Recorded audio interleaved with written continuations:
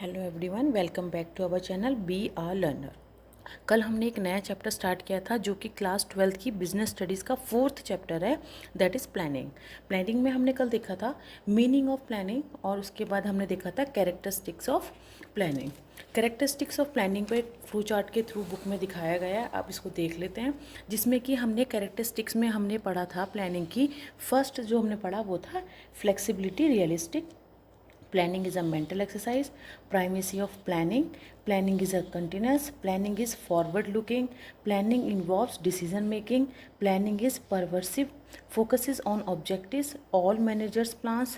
Planning a rational approach leads to efficiency and economy.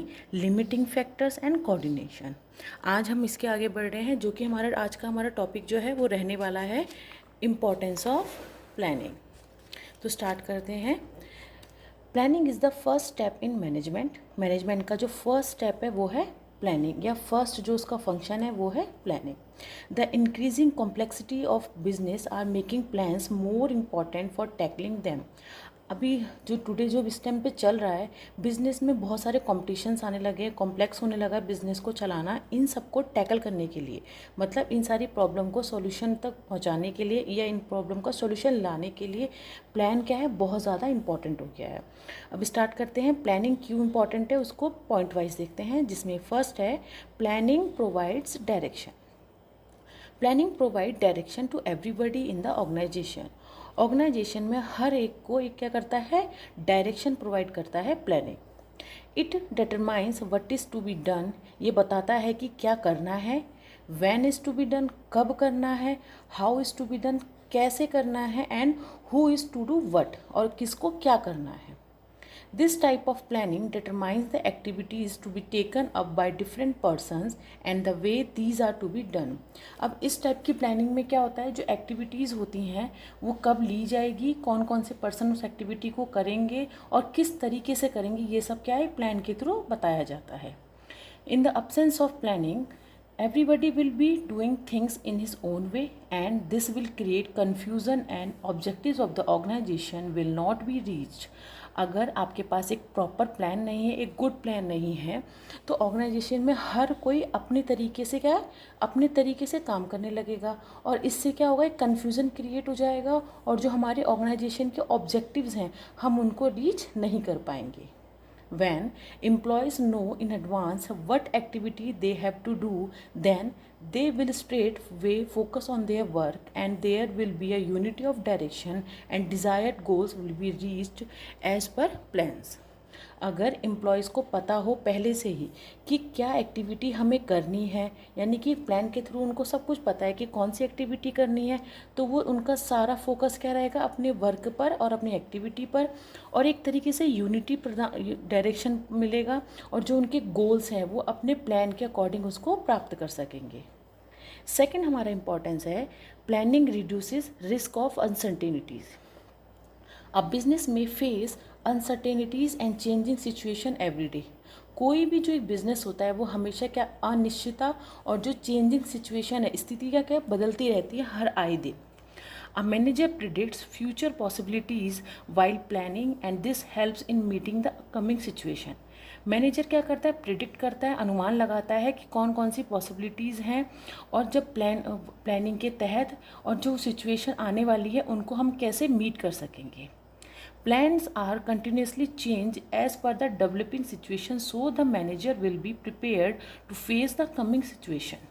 अब plan क्या है, continuously change होते रहते हैं, किसके अकॉर्डिंग, सिचुएशन या स्थिति के आधार पर, जिससे कि मैनेजर हमेशा रेडी रहते हैं जो आने वाली स्थिति है उसको फेस करने के लिए। The plan also include unexpected risk such as fire, natural calamities, etc. and set aside resources for meeting such eventualities. जो प्लान होता है उसमें कुछ ऐसे रिस्क होते हैं जो अनएक्सपेक्टेड होते हैं, जिनके बारे में सोचा नहीं गया होता है, जैसे कि आग लग जाना, कोई नेचुरल कैलेमिटीज़ हो जाना। तो इन सब से बचने के लिए क्या होता है, इन सब इवेंचुअलिटीज़ से बचने के लिए रिसोर्सेज पहले से ही तैयार किए जाते हैं। थर्ड हमारा इंपॉर्टेंस है planning reduce overlapping and wasteful activities. Plans are prepared for the organization as a whole and then departmental plans are made on the basis of business plan. Plan क्या है, कैसे तैयार किए जाते हैं? ऑर्गेनाइजेशन में एक पूरे ऑर्गेनाइजेशन के लिए प्लान तैयार किया जाता है, फिर उसके बाद उस प्लान को डिपार्टमेंटल को बताया जाता है और उसके आधार पर फिर क्या होता है, बिजनेस के प्लान बनाए जाते हैं। तो हर डिपार्टमेंट के पास अपना अपना एक काम होता है जिसको वो प्लान के अकॉर्डिंग उन्हें पूरा करना होता है। This exercise will bring coordination among different departments, avoiding overlapping and unnecessary activities. अब जब उनको पता है कि हमारे प्लान के अकॉर्डिंग हमें क्या काम करना है, तो वो क्या करते हैं, उनमें कोऑर्डिनेशन बना रहता है और डिफरेंट डिपार्टमेंट्स के बीच में क्या होता है, कोऑर्डिनेशन बनने के बाद ओवरलैपिंग नहीं होती है और कुछ जो अननेसेसरी एक्टिविटीज़ होती हैं उनको भी ईजिली अवॉइड किया जाता है। आगे है, the plans will bring clarity to every manager and the activities to be taken up by that department. अब जो प्लान होते हैं उसमें हमने जो मैनेजमेंट का चैप्टर स्टार्ट किया था उसमें बताया था कि हर डिपार्टमेंट का अपना एक मैनेजर होता है। तो मैनेजर को प्लान के अकॉर्डिंग क्लैरिटी हो जाती है कि कौन सी एक्टिविटी करनी है और कौन सी नहीं, and the activities to be taken कि कौन सी लेनी है कौन से डिपार्टमेंट को। नेक्स्ट है, planning facilitate decision making. Planning is related to setting goals on the basis of forecasting and future assumption. Planning क्या है, संबंध रखता है गोल्स को। जब वो सेट करता है तो वो फोरकास्टिंग मतलब कि फ्यूचर को ध्यान में रखते हुए या पास्ट के अनुभवों को लेते हुए फ्यूचर में आने वाले एजप्शन को ध्यान में रखते हुए प्लान तैयार करता है। The manager will take decision for achieving the goals and deciding the course of action to be taken. अब मैनेजर डिसीजन लेता है कि हमारे गोल्स को अचीव करने के लिए कौन सा कोर्स ऑफ एक्शन हमें लेना है।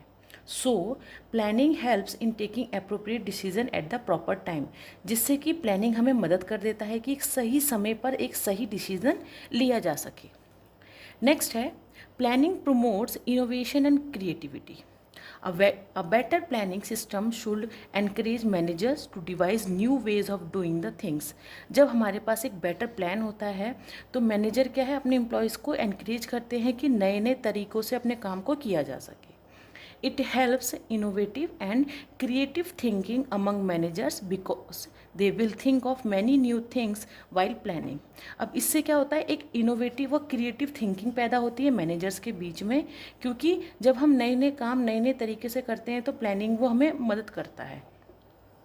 It is a process which will provide awareness for individual participation and will encourage an atmosphere of frankness which will help in achieving better result.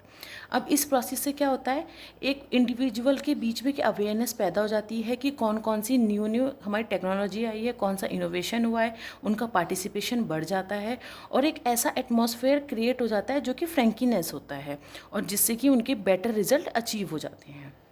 Next importance है, planning facilitates control.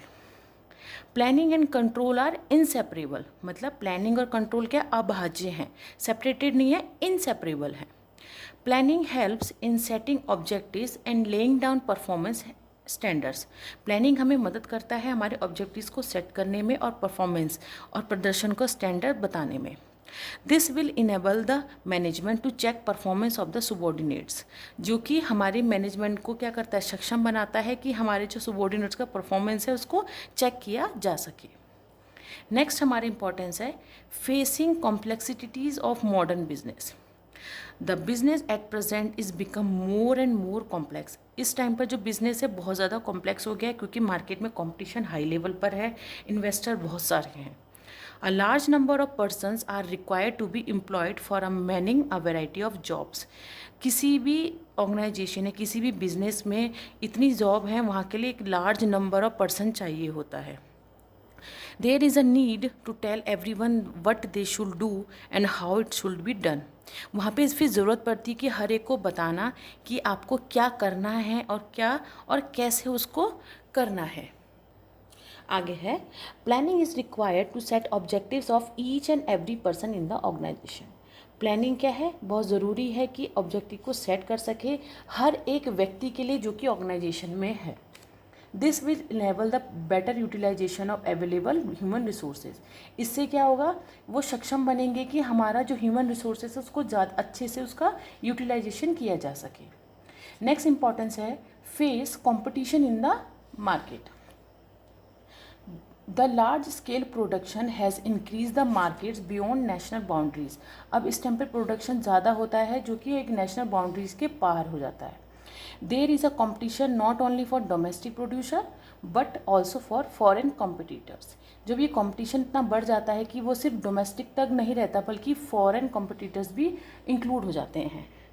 To face this competition, every enterprise requires sound planning for bringing efficiency and economy. अब इस competition को face करने के लिए हर एक business को ज़रूरी है कि वो एक बहुत बेटर प्लानिंग करे, बिल्कुल गुड प्लान तैयार कर सके जिससे कि उनका बिजनेस क्या है एक एफिशिएंसी के थ्रू चल सके और जो उनकी बिजनेस है उनकी इकोनॉमी रेट भी हाई हो सके। नेक्स्ट है meeting changing situation. The economy and political situation is fast changing. आर्थिक और जो राजनीतिक स्थिति है वो फास्ट एकदम से चेंज होती रहती है। The continue inflationary situation has brought more money to the consumers. जब इन्फ्लेशन जो ज़्यादातर चलता आ रहा है उसकी वजह से क्या है कंज्यूमर के पास ज़्यादा पैसा हो चुका है। अब business is required to adjust its working with the need of situation. अब बिज़नेस के लिए ज़रूरी हो गया कि वो अपना काम जो है सिचुएशन के आधार पर, सिचुएशन की ज़रूरत के आधार पर एडजस्ट करे। ओनली प्लानिंग में help a business to keep pace with the changing economy and political world. एक प्लानिंग ही है जिसकी वजह से बिज़नेस को मदद मिलती है कि जो इकोनॉमिक और पॉलिटिकल वर्ल्ड चेंज हो रहा है उसकी वजह से वो अपने बिज़नेस को एडजस्ट कर सकें। नेक्स्ट हमारा इम्पोर्टेंस है technological changes. The technology is fast changing this day. इस टाइम पर टेक्नोलॉजी क्या है न्यू आ रही हैं, चेंज होती रहती हैं। अ machine which is use today may become obsolete tomorrow. अब इस टाइम पे हम अगर कोई मशीन यूज़ कर रहे हैं आज के दिन में तो कल वो मशीन क्या हो जाएगी अप्रचलित हो जाएगी, मतलब कि वो इतनी नहीं रहेगी कि उसका यूज़ सब लोग करें क्योंकि न्यू मशीन्स आने लगी हैं, टाइम टू टाइम चेंजमेंट हो रहा है। To minimize the adverse effect of that technological changes, planning will be useful in arranging and rearranging resources. अब इस एडवर्स इफेक्ट को कम करने के लिए क्या करना पड़ता है टेक्नोलॉजिकल चेंजेस के अकॉर्डिंग हमें अपना प्लान तैयार करना पड़ता है जिसकी वजह से जो हमारे रिसोर्सेज हैं उनको हम अरेंज कर सकें और रीअरेंज कर सकें so that the business is able to adjust itself as per the requirements of the time, जिसकी वजह से बिजनेस भी क्या हो जाएगा एडजस्ट हो जाएगा अपने टाइम के अकॉर्डिंग। नेक्स्ट हमारा इंपॉर्टेंस है मिनिमाइजिंग अनसर्टेनिटीज़, मतलब अनिश्चितता को कम करना। Planning is always done for the future. Planning क्या है फ्यूचर के लिए तैयार किया जाता है। Nobody can predict accurately what is going to happen. कोई भी ये प्रिडिक्ट नहीं कर सकता कि सही में आगे जाके क्या होने वाला है। Business environments are always changing. जो बिजनेस इन्वायरमेंट है वो लगातार चेंज होते रहते हैं। Planning is an effort to foresee the future and plan the things in a best way. Planning क्या है एक ऐसा एफर्ट है जो कि फ्यूचर को ध्यान में रख के बनाया जाता है और प्लान इस चीज़ से कि एक अच्छे तरीके से हम सिचुएशन को हैंडल कर सकें। Planning certainly minimise future uncertainties by basing its decision on past experience and present situation.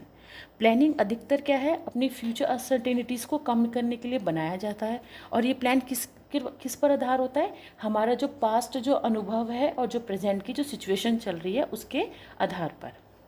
Next हमारा इंपॉर्टेंस है better utilisation of resources. Another advantage of planning is the better utilisation of resources of the business. एक दूसरा advantage planning का क्या है हम अपने resources का बेटर यूज़ कर सकें।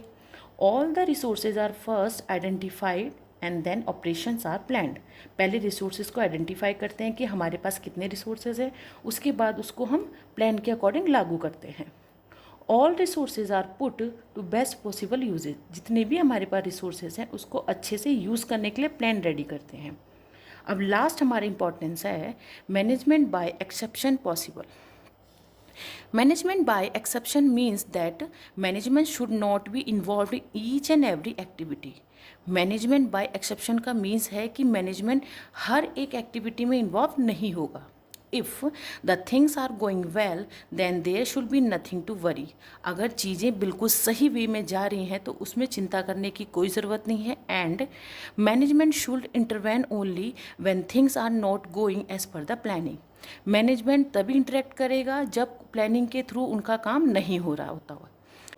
Planning fixes objectives of the organization and all efforts should be made to achieve these objectives. Planning क्या करता है, ऑर्गेनाइजेशन के उद्देश्य को, ऑब्जेक्टिव्स को फिक्स करता है और जितने भी हमारे एफर्ट्स लगाने होते हैं, एम्प्लॉयज़ जो अपने एफर्ट्स लगाते हैं वो इन ऑब्जेक्टिव्स को अचीव करने की तरफ लगाते हैं. Management should interfere only when things are not going well. Management कब इंटरफेयर करता है, जब थिंग्स, जो चीज़ें हैं, सही नहीं जा रही होती हैं. By the introduction of management by exception, managers are given more time for planning the activities rather than wasting their time in directing day-to-day work.